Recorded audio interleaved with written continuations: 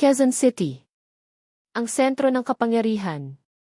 Isang lugar kung saan naghahalo ang kinang ng mga gusali at ang dilim ng mga eskinita. Sa loob ng isang eksklusibong government housing compound, malalawak ang mga kalsada, tahimik at tila walang tao. Ang mga matataas na pader ay nagsisilbing proteksyon, ngunit nagiging kulungan din ng mga sikreto. Tinatawag ng ilan ang lugar na ito na ghost town tuwing tanghali, maayos, malinis, pero nakakabingi ang katahimikan. Sa ilalim ng tirik na araw ng Agosto, may nakatagong baho sa likod ng malinis na semento. Tanghaling tapat. Napakaalinsangan ng panahon, tipikal sa tag-ulan ng Pilipinas. Sa isang unit sa compound, naroon ang isang anghel.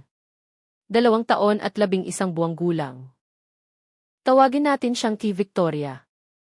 Maikli ang buhok, bilog ang mga mata, at puno ng inosenteng ngiti. Abala si nanay sa loob ng bahay. Si Victoria naman ay naglalaro sa mailanai sa harap. Kampante ang lahat. Ito ay tirahan ng mga opisyal ng gobyerno. May mga gwardya. Ligtas daw dito. Pero sa loob lang ng ilang minuto, tumalikod ang tadhana. Paglabas ni nanay, wala na si Victoria sa lanai. Mga laruan na lang ang naiwan. Victoria. Anak. Sa simula, akala niya nagtatago lang ang bata. Pero lumipas ang 5 minuto. 10 minuto. Ang pagtawag ay napalitan ng takot. Nasaan ang anak ko? Sinong nakakita sa kanya? Nagsilabasan ang mga kapitbahay. Kahit lagpas 35 degrees ang init, nanlamig ang buong katawan ni nanay. Lukso ng dugo, alam niyang hindi ito simpleng pagkawala. May kumuha sa kanya. Dumating si tatay galing sa opisina.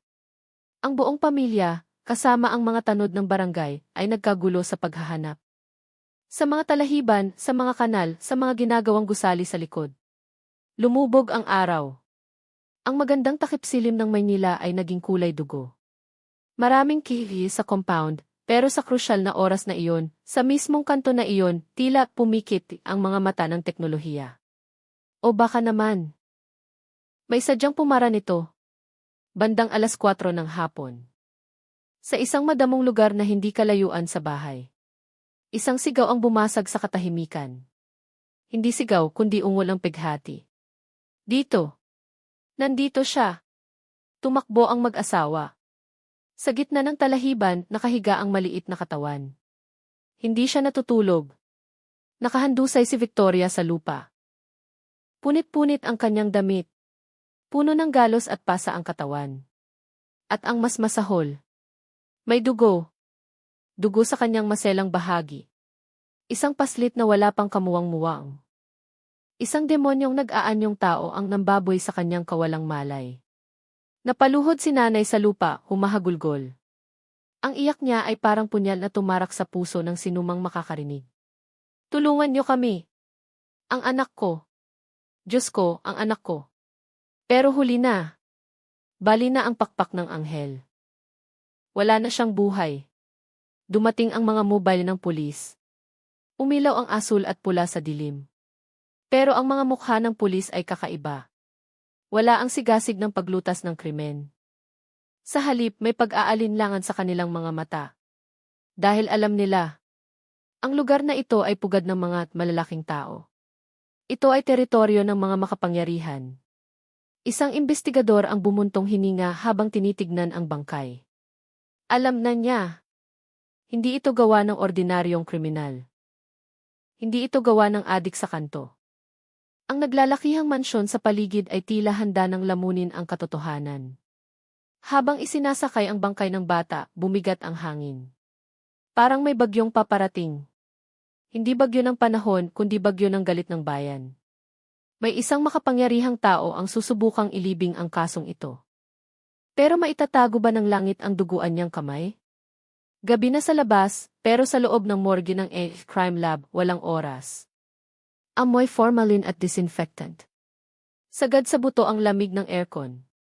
Sa ibabaw ng stainless steel na mesa, naroon ang katawan. Napakaliit.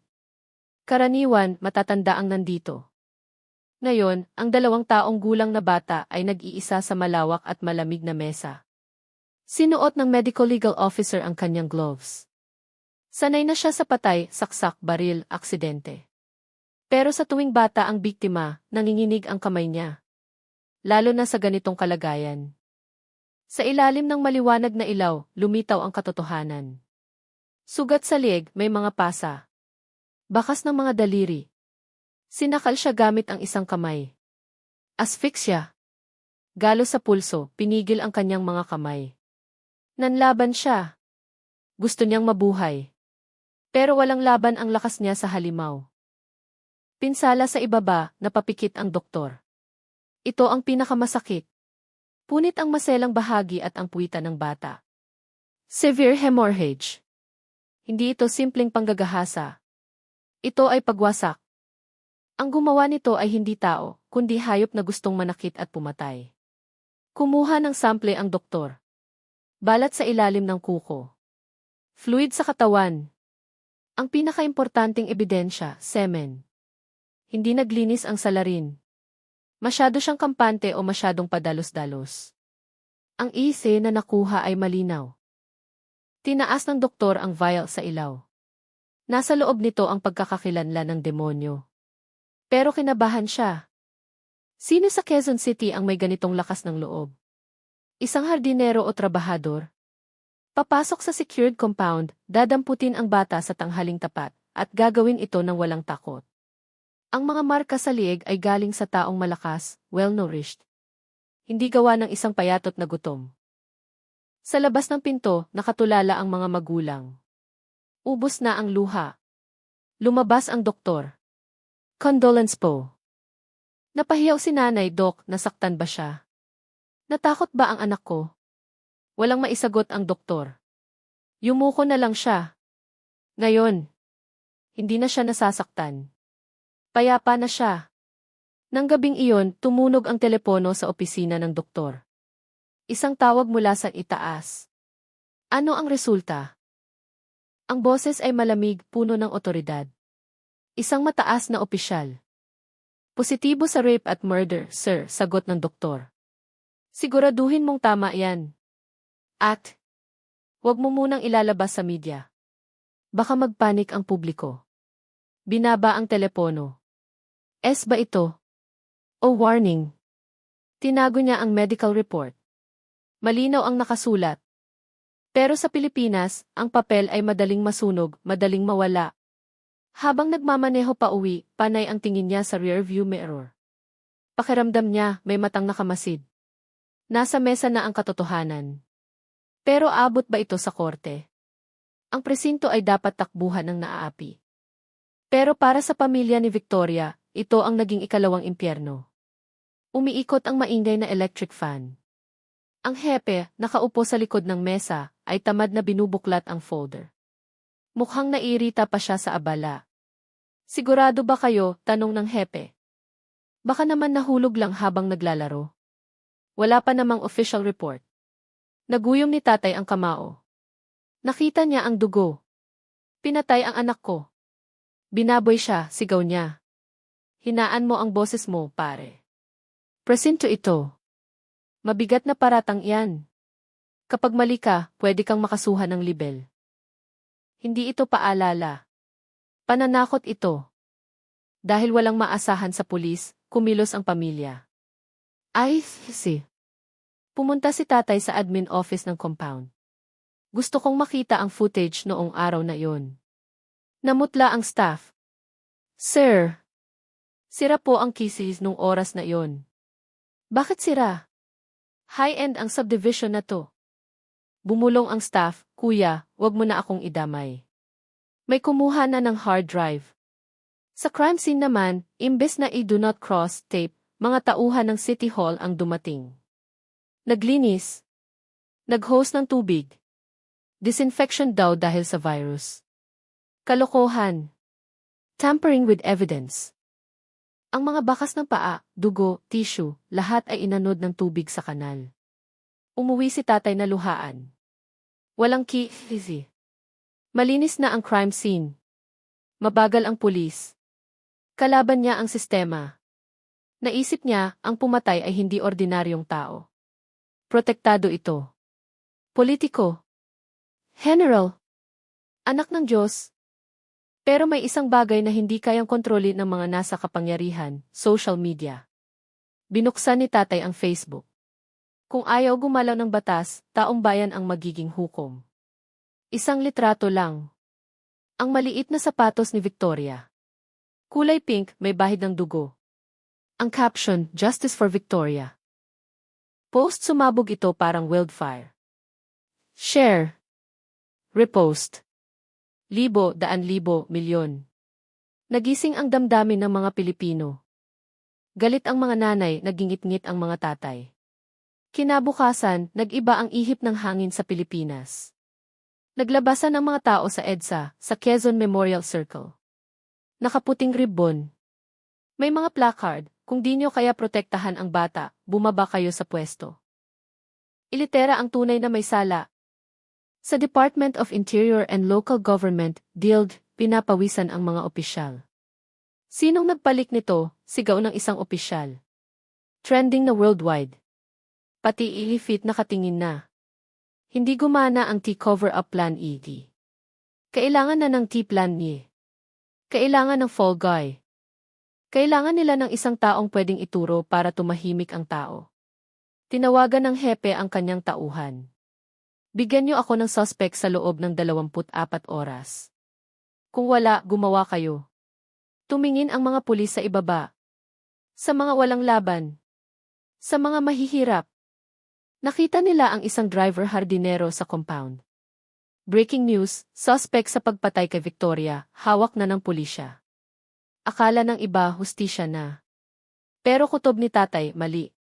Ang dinampot ay si Kuya Narding, isang family driver sa compound. Kilala niya ito. Mabait. May takot sa Diyos. Hindi nito magagawa iyon. Ito ay moro-moro. Sa isang safe house sa Bulacan. Nakaposa si Kuya Narding. Bugbog sarado. Umamin ka na. Ikaw ang pumatay, di ba? Sigaw ng investigador. Hindi po, sir. Maawa kayo. Nagkukumpuni lang po ako ng sasakyan nun. Iyak ni Kuya Narding. Pak! Isang sampal. Wala kaming oras sa drama mo. Umamin ka o pati pamilya mo idadamay namin. Gusto mong masalvage? Takot at bugbog. Napilitang pumirma si Kuya Narding sa isang papel na hindi niya binasa. Nilagdaan niya ang sarili niyang hatol. Press conference sa Camp Crame. Daming media. Buong pagmamalaking hinarap ng hepe ang kamera. Case closed. Umamin na ang suspect na si Narding. Hinarap si Narding sa media. Nakayuko. Parang basang sisiw. Hindi mukhang rapist. Mukhang biktima. Pero naamoy ng publiko ang baho. Sabi sa autopsy, malakas ang gumawa. Payatot si Kuya Narding. May mga saksi na nakitang nag-aayos siya ng kotse sa kabilang street. Umiling si tatay habang nanonood ng Z, hindi siya yan. Naalala ni tatay ang amoy sa crime scene noong araw na iyon. Hindi amoy pawis ng trabahador.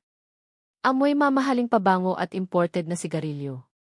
Amoy mayaman. Nagsimulang magtanong ang mga netizen na saan ang match ba kay Narding?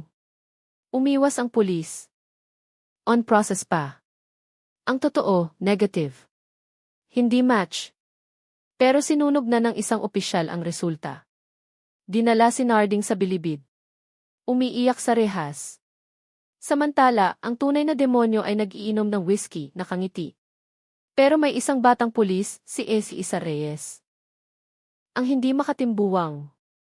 Nakonsensya siya. Sa kanyang laptop, pinapanood niya ang isang kopya ng thesis na nakuha niya ng palihim sa construction site sa tapat ng compound. Hindi ito na-delete ng mga boss niya. Malabo ang video pero kita ang oras.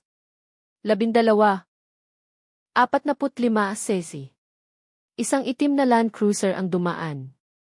Plakang T8 di congressman o kaya ay pulang plaka. Huminto sa tapat ng bahay ni na Victoria. Bumaba ang isang lalaki. Matangkad. Malaki ang tiyan. Lakad mayaman. May bitbit na itim na bag pumasok sa talahiban. Kilala ni Isa Reyes ang lakad na iyon. Kilala niya ang kotseng iyon. Nakaparada yon sa slot ng istasyon araw-araw. Kotse ni General Alcantara, ang pinuno ng task force na nag-imbestiga sa kaso. Ang humahabol sa kriminal ay siya palang kriminal. Naalala ni Reyes ang upos ng sigarilyo sa damuhan noon. Marlboro Black. Tinapakan ito ni General nung nag-iinspeksyon kunwari. Ebidensya pala yon. Namawis si Reyes. 200. Manahimik. Buhay siya, pero makukulong si Narding habang buhay. Lumaban. Delikado. Papatayin siya ng general. Tinignan niya ang litrato ni Victoria. Sorry baby. Bulong niya. Binunot niya ang flash drive. Hindi siya pupunta sa internal affairs. Hawak sila ng general. Pupunta siya sa media at sa isang matapang na abogado. Bumabagyo sa labas. Pumasok si Isa Reyes sa opisina ni Attorney Minda. Ang sikat na human rights lawyer na walang inuurungan. Nilapag niya ang flash drive. Attorney, buhay ko ang kapalit nito. Kinuha ni Attorney Minda ang drive. Alam mo bang pwede kang mamatay dito? Ngumiti ng mapait si Reyes. Kung mananahimik ako, parang patay na rin ako. Hindi ko kayang tignan ang sarili ko sa salamin. Simula na ng gyera. Opisina ni General Alcantara. Hidit niya ang tabako. Tumunog ang phone. General, may leak. May video na kumakalat. Kahawig ng kotse niyo. Hindi na tinag ang general. Sanay siya sa kapangyarihan. Sinong daga ang nagkalat niyan? Tumayo siya. Ilabas ang sasakyan. Ako mismo ang pupunta sa pamilya. Bahay ni na Victoria. Tahimik ang hapunan. Biglang pumasok si General Alcantara, walang katok-katok. May kasamang aide na may dalang malaking paper bag. Condolence, sabi ng general.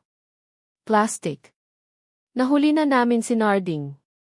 Pero bilang tulong ng gobyerno, heto. Tulong pinansyal. Binuhos ang pera sa mesa. Milyon-milyong piso. Hindi tinignan ni tatay ang pera. Naamoy niya ulit. Ang pabango. Ang tabako. Ang amoy noong araw na namatay ang anak niya. Nanlaki ang mata ni tatay. Ang pumatay. Nasa harap niya. Nag-aabot ng pera. Ikaw, nanginginig si tatay. Ikaw yung nandoon sa talahiban. Tumigas ang mukha ng general. Mag-ingat ka sa dila mo, pare.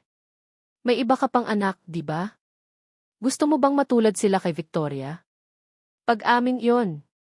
Sumigaw si nanay. Layuan mo kami. Demonyo ka. Binato niya ang pera sa mukha ng general.